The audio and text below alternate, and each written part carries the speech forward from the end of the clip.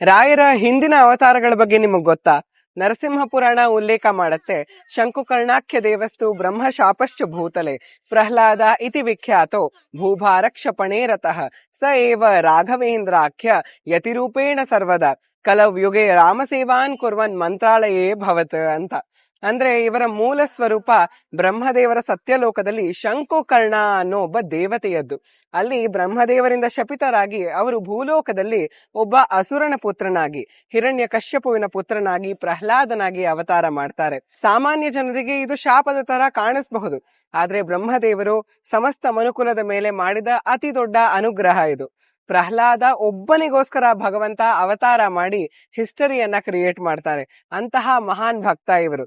ಇದೇ ಪ್ರಹ್ಲಾದ ಮುಂದೆ ಮಹಾಭಾರತದಲ್ಲಿ ಬಾಹ್ಲೀಕ ರಾಜರಾಗಿ ಅವತಾರ ಮಾಡ್ತಾರೆ.